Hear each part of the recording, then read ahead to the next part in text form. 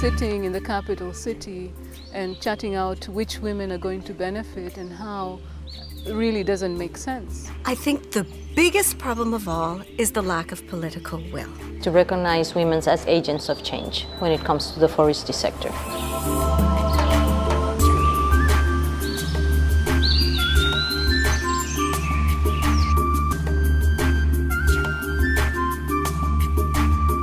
There simply isn't a commitment on the part of decision makers and authorities to enable both men and women within the forest sector, to create an enabling environment for both of them.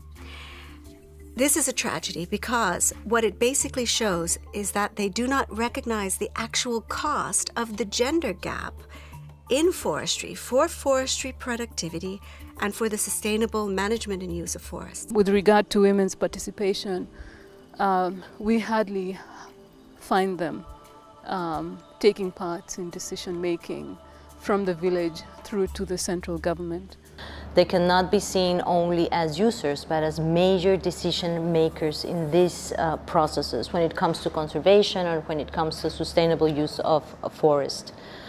Politicians and business people have to recognize that women participation in these processes is fundamental to achieve both sustainability and conservation of the forests. Twegattamu n'abakyala ne twekuŋŋaanya tubeera nti tulaba nti ekibira kyaffe kibeerawo nga tebasobola kukibbamu mbaawo kutemamu miti mibisi bo abasinga emiti egyo bagitema bwe batema tebazzaamu so nga ate kyatteekozzaamu omuti omubisi ne gukula.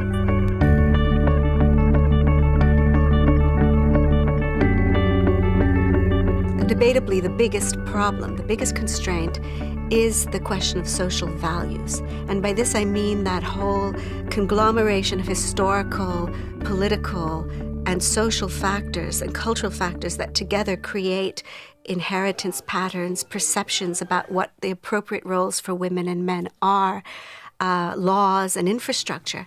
And those things together combine to reinforce stereotypes that place men as the productive agents and women as the more reproductive and domestic agents responsible for childcare. Norms and cultures don't change overnight just because you have put in a policy and a law in place. Okay, so there is evidently going to be a time lag, and who the enforcer and the way they enforce is going to be influenced by these norms and cultural biases.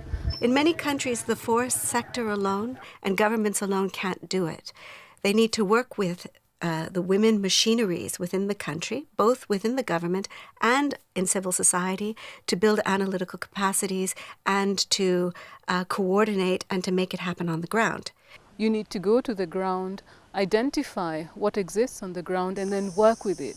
The other opportunity lies in having flexible solutions. I don't think women are the same everywhere in the world. There might be certain issues and problems in common, but I think there's variation in that. There's also variation in their capabilities. So it seems to me that whatever strategies are going to be used to try and help women gain, there can be no blueprints, that the strategies need to be tailored to specific situations. Forestry isn't an isolated sector.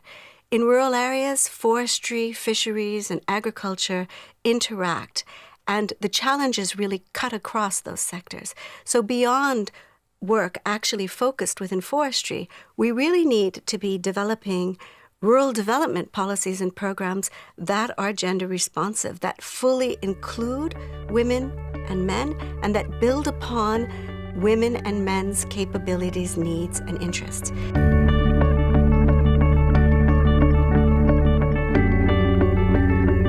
One of the big changes I'd like to see is a complete reorientation of forest policies and programs to actually include and address the needs of forest users themselves. And at the local community level, special attention is also needed, because just because forest users may be both men and women, it doesn't mean that the needs and capabilities of both men and women will be taken into account. What I would like to see for this year on forest is the inclusion and the full engagement of women within decision-making processes related to forest, especially those related to REDD+. We are aware now that the major decision bodies on REDD do not recognize women as a major stakeholder. So my wish for this year is to ensure that women have full participation, their voices are heard, and more important, that women's rights are part of the way that REDD initiatives are going to be conducted.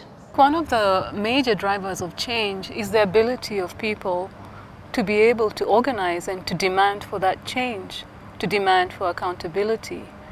I think one of the things that I would like to see this year is an increased capability of women, of women's groups, allied to civil society actors in demanding for change, demanding for accountability, demanding for enforcement of their participation in different arenas within the forestry sector.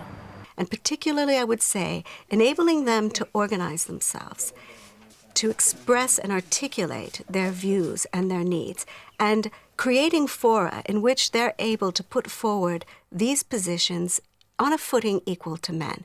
Finally, I do think that the UN Forum for Forests, the CGIAR system, including CIFOR, and international agencies, including organizations like FAO, have to work much harder in ensuring that a gender perspective is a central part of their policies and programs.